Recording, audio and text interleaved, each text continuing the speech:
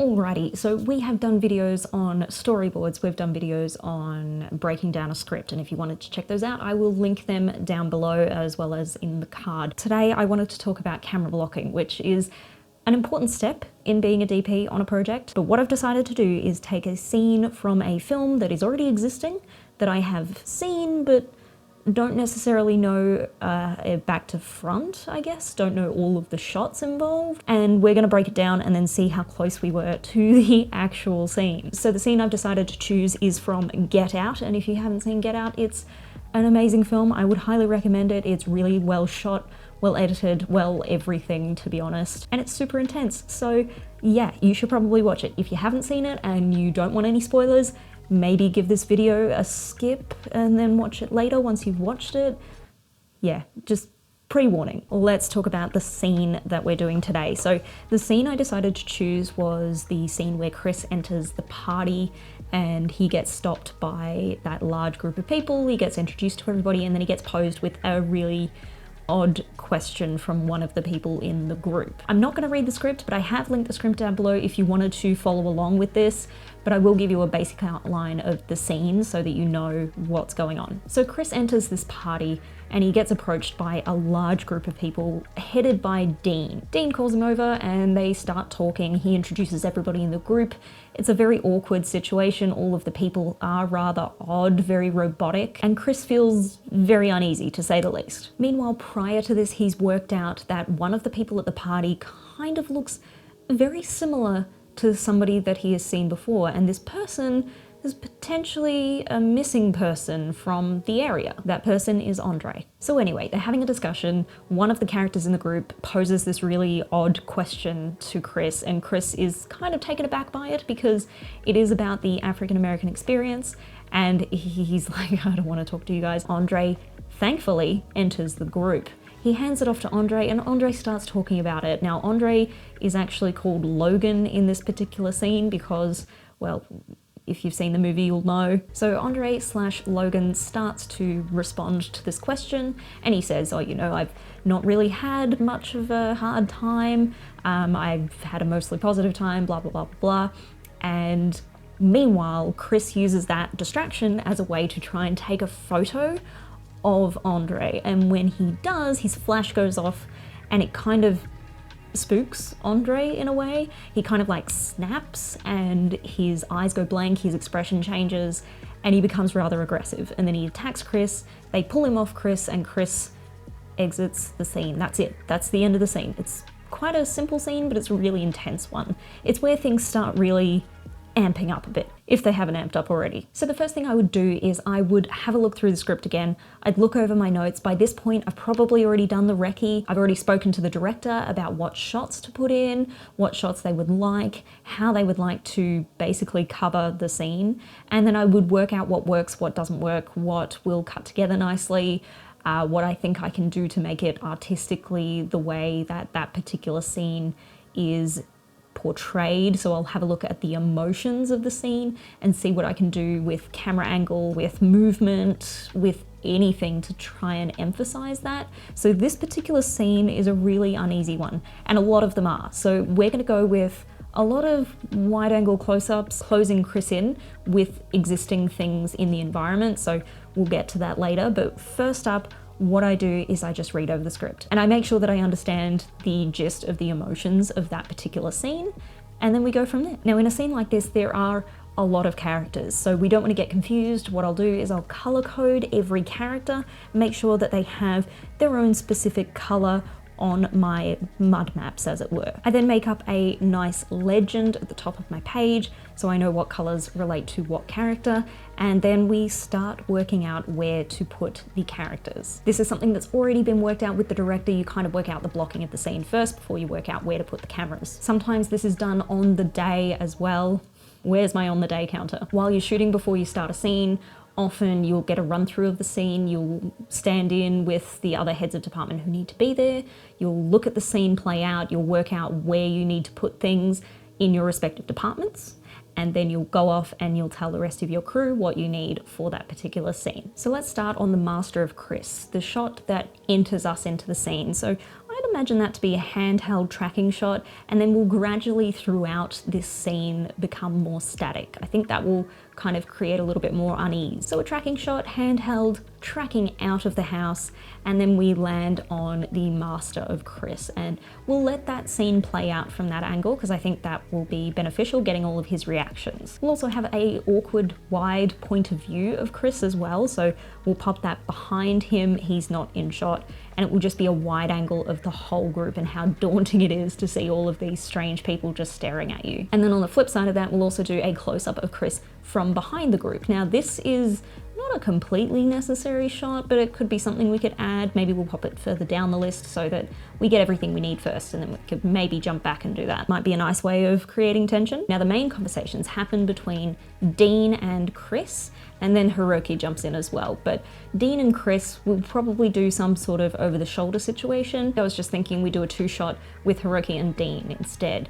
We don't really need to show the connection to Chris because, I mean, we've already got the master of Chris and there's no real point of doing another over-the-shoulder to Hiroki. This is all my opinion though. This first part is probably a little bit of overkill, but I'd rather have a little bit of overkill than not have enough in the edit. We're doing this in two parts because we do still have to introduce Andre or Logan and Phil to the group, and it was going to get too messy. So we've just copied across exactly the same layout and we've entered in Andre and Phil. Now next to all these cameras, you can actually put what sort of lens you would like to use, what lens you think you will use. It'll be very helpful to your team to know which shots can be scheduled together or which ones should be scheduled further apart. So I reckon a nice 100mm on the close-up of Chris through the group. I think voyeuristic is probably the best way to go. Kind of closes him off a little, has a lot nicer fall off.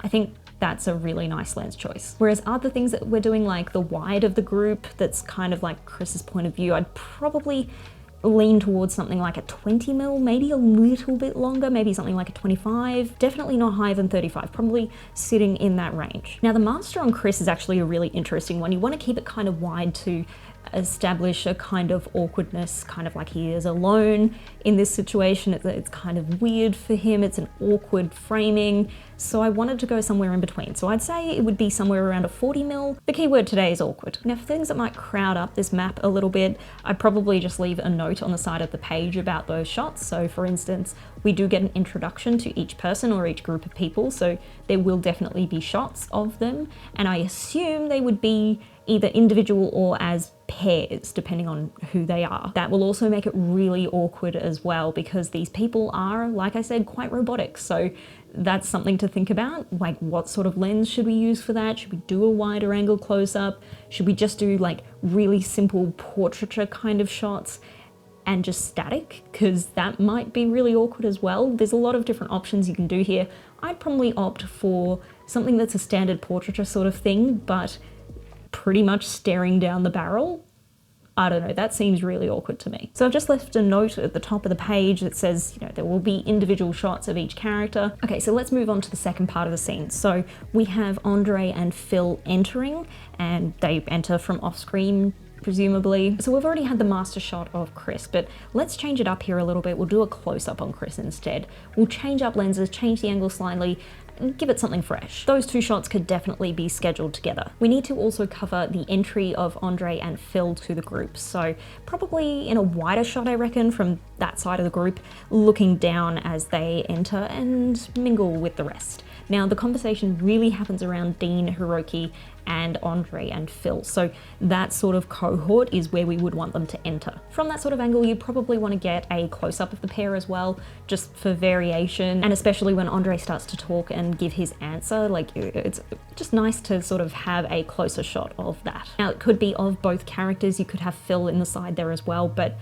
probably more favoring Andre. We also need to make note of cutaways. Now, you don't necessarily need to put these on your map. Cutaways are something that's completely different. So if you want to make notes of cutaways, do the same thing as we did before. Just pop a note on the page somewhere that says cutaway of whatever at this point on this lens. So I've just written cutaway of phone with flash. That'll be in a close-up. I'm not too sure what lens yet, but I assume that'd be in there. You could potentially even pick that up on the close-up of Chris on one of the passes. You could dip down to the phone when he takes the phone tone out, I don't know. It's something that you'd think about and work out if it will work with the director. Now, things really change at this point. This is the turning point, the flash goes off, the feeling of what's happening changes, and Andre completely snaps. It's at that point I think we might introduce something that is maybe on Steadicam or just very, very still handheld, and definitely a wide angle close-up, I'd say, because I don't know, that kind of says to me real awkwardness. It'll also intensify Andre's features and kind of make him look a lot stranger than the more placid way that we'd shot him before. And then the scuffle happens. So we'd probably cover that in the shot that we listed before with the wide on the group as Andre and Phil, I nearly forgot her name, enter the group, and then also on the close-up of Chris. So that will be our cross coverage of that particular scuffle, and then we finish the scene. So once this is done, I mean, this is super rough. So I'll go ahead and I'll neaten it up and make sure that it is kind of legible for everybody. And then I'll also kind of write a list of the shots too, just to keep it clear in my mind.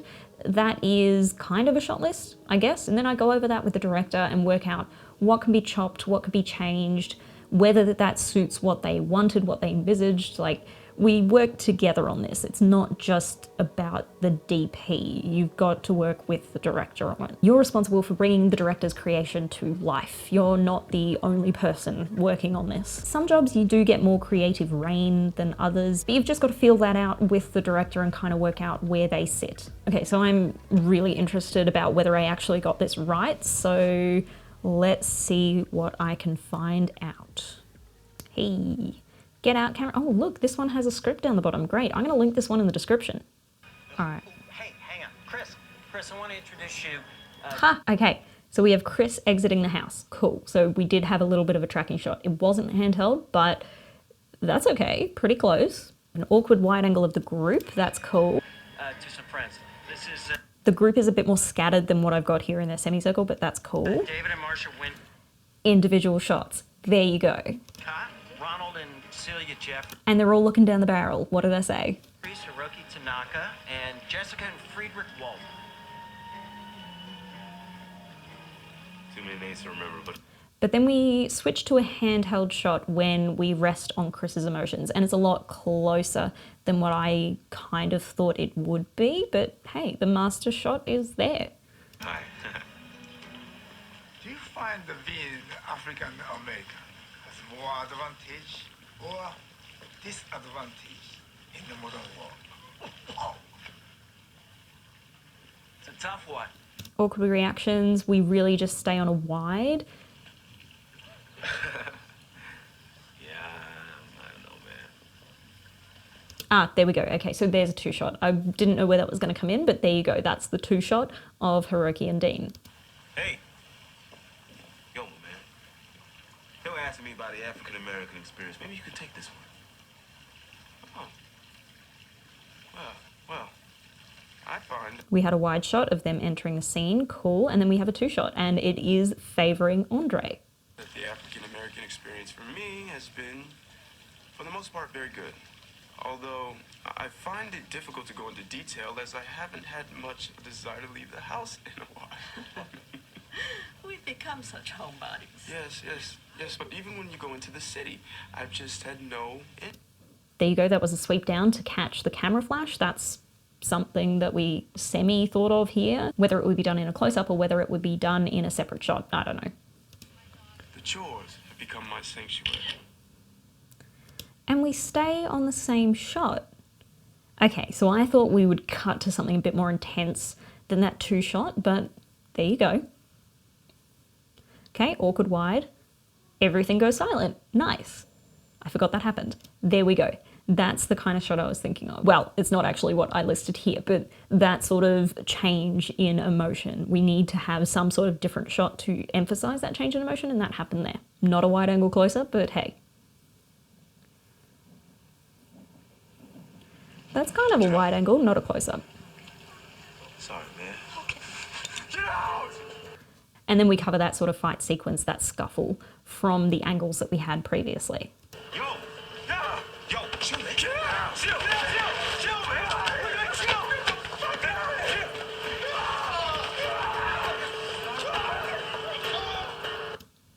Nice. I think we did pretty well today. This is a really fun exercise to do with any sort of film, and it kind of teaches you a little bit about camera blocking and what certain shots mean to the story and the emotions of a scene. So I really highly recommend this sort of exercise for anybody who's thinking about getting into cinematography or just wants to improve their camera skills in general, because hey, this is a really good thing to do. It also gets you analyzing really interesting films. And if you haven't seen Get Out and you've watched this and I spoiled it for you, I'm so sorry, but I did give you a warning. But if you have seen it and you found this really interesting, go and have a watch again, and you can do it with any scene. You can find all these clips on YouTube, which I'm sure there is some sort of loophole these people are using, but I will link this particular video down below because it actually has the script rolling underneath it. So you can read it at the same time as watching it, and you can see what we've done here at the same time as seeing what they have done in the actual film. If you liked this video, please remember to give it a big fat thumbs up, and if you would like to see more of my face and learn a little bit more about filmmaking in the process,